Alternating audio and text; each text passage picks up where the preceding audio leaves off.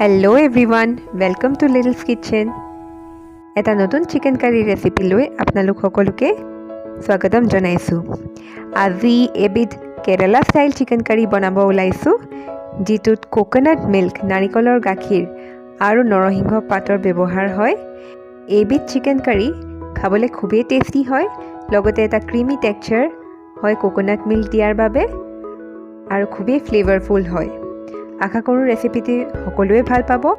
ৰেচিপিটোত ব্যৱহাৰ কৰা কোকোনাট মিল্কটোৰ কাৰণে আমি কেন কোকোনাট মিল্ক ইউজ কৰিছোঁ, যিটো আমি ইজিলি গ্ৰ'চাৰী শ্বপত পাই যাওঁ। অন্যথা আপুনি ঘৰতো প্ৰস্তুত কৰি ল'ব পাৰে, কিন্তু সেইটো টাইম কনজিউমিং হ'ব।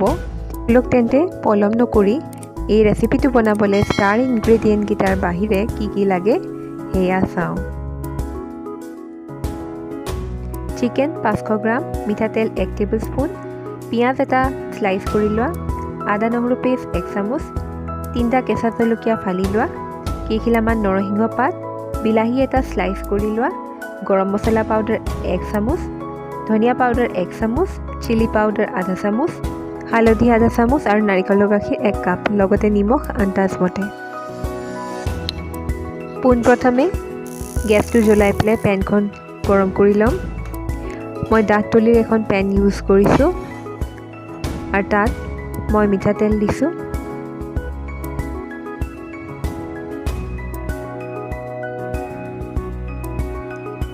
মিঠাতেল গৰম হোৱাত মই কাটি থোৱা পিঁয়াজ দি পেলাই ফ্ৰাই কৰি লৈছোঁ। ল' টু মিডিয়াম ফ্লেমত ভাজি থাকি পিঁয়াজৰ কেঁচা কেঁচা গোন্ধটো যোৱালৈকে পিঁয়াজখিনি ভাজিব লাগে। যেতিয়া দেখিব যে সেইটো ট্ৰান্সলুচেণ্ট হৈ গৈছে, ভালদৰে ভাজ খাইছে, তেতিয়া আমি 3টা জলকীয়া ফালি লোৱা 3টা জলকীয়া এড কৰিছোঁ আৰু পুনৰ ভালধৰণে ভাজি লৈছোঁ। এতিয়া আমি এড কৰিছোঁ আদা নহৰুৰ পেষ্ট 1 চামুচ, থেতালি লৈছোঁ আমি। আপুনি ফাইন পেষ্টটো কৰি ল'ব পাৰে। এইধৰণে আমি কিছু সময় ভাজি লওঁ আটাইখিনি। নেক্সট আমি এড কৰিম নৰসিংহৰ পাত কেইখিলামান আৰু পুনৰ আমি অলপ ভাজি ল'ম।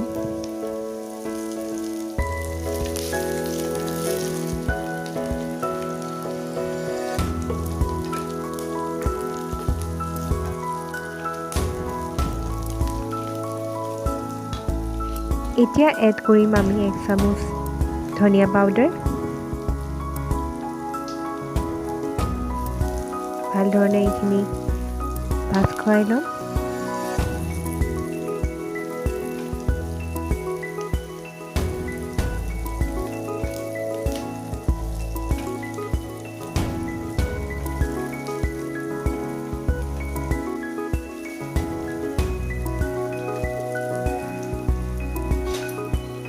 হালধি আধা চামুচ এড কৰিম এই সময়তে, আৰু চাব যাতে হালধিখিনি বেছি ক'লা হৈ নাযায়, আৰু সেইকাৰণে আমি লগালগ বিলাহী দি দিছোঁ। বিলাহীখিনি ভালধৰণে আটাইখিনি মছলাৰ লগত গলি যোৱালৈকে আমি ভাজিম।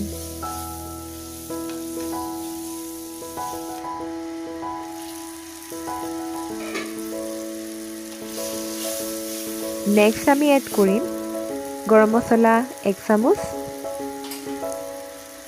ৰেড চিলি পাউডাৰ আধা চামুচ আৰু নিমখ সোৱাদ অনুযায়ী। সকলোখিনি ভালদৰে মিক্স কৰি ল'ব আৰু গেছৰ ফ্লেমটো ল'ত ৰাখিব।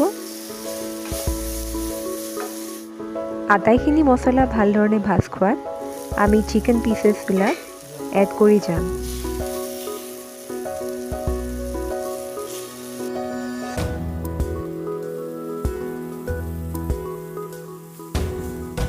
মছলা আৰু চিকেন আটাইখিনি ভালধৰণে মিক্স কৰি ল'ব।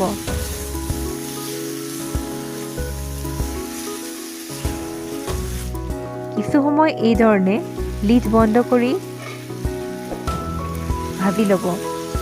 আপুনি অলপ সময়ৰ পিছত দেখা পাব যে চিকেনে তেল এৰিছে। এই সময়ত আপুনি এইটো লক্ষ্য ৰাখিব যে আপোনাৰ গেছৰ ফ্লেমটো ল' হৈ থাকে, কাৰণ হয়তো লাগি যাব পাৰে। যেতিয়া মিটটো টেণ্ডাৰ হ'বলৈ ধৰিব, অকণমান কোমল হ'ব ধৰিব, তেতিয়া আপুনি উতলাই ৰখা 2 কাপ গৰম পানী এড কৰিব।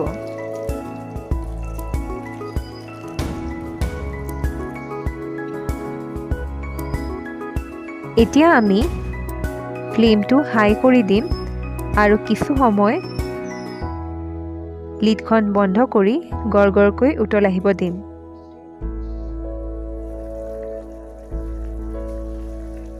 অলপ সময়ৰ পিছত আমি দেখা পাওঁ যে চিকেনখিনি ভালধৰণে সিজি গৈছে আৰু লগতে কাৰীখনৰ এটা ধুনীয়া কালাৰ আহিছে। এইটো ষ্টেজতে আমি কোকোনাট মিল্ক এড কৰিম। কোকোনাট মিল্কে কাৰীখনলৈ এটা ৰিচ ক্ৰিমি টেক্সচাৰ আনিব আৰু লগতে তাৰ ফ্লেভাৰ্ছবোৰ এনহেঞ্চ কৰিব। আমি 1 কাপ এড কৰিছোঁ কোকোনাট মিল্ক আৰু দেখিব যে আপুনি কোকোনাট মিল্ক এড কৰাৰ পিছত কাৰীখনৰ কালাৰটো দুগুণ ভাল হয়। এতিয়া আমি লিড বন্ধ কৰি অলপ সময় উতল আহিব দিম। ফাইনেলি আমাৰ কেৰেলা ষ্টাইল চিকেন কাৰী, যিটো মালাবাৰী চিকেন কাৰী হিচাপেও জনা যায়, ৰেডি হৈ গৈছে। এইটো আপুনি ষ্টিমড ৰাইচ, গৰম ভাত অথবা ৰুটিৰ লগতো খাব পাৰিব। আপোনাৰ লাভড ওৱান্সৰ কাৰণে নিশ্চয় এই ৰেচিপিটো এবাৰ ট্ৰাই কৰি চাব আৰু ইয়াৰ জুতি ল'ব বুলি আশা ৰাখিলোঁ। গাৰ্নিচিঙৰ কাৰণে আপুনি নৰসিংহ পাত শেষত দিব পাৰে, এইটো টোটেলি অপশ্যনেল হয়। যদি ৰেচিপিটো চাই ভাল লাগিলে তেন্তে লাইক, শ্বেয়াৰ আৰু কমেণ্ট কৰিব। আৰু আগন্তুক নতুন ভিডিঅ'ছ পাই থাকিবলৈ আমাৰ চেনেল লিটলছ কিটচেন ছাবস্ক্ৰাইব কৰি ল'ব। ভিডিঅ'টি চোৱাৰ বাবে ধন্যবাদ। আজিলৈ আহিছোঁ।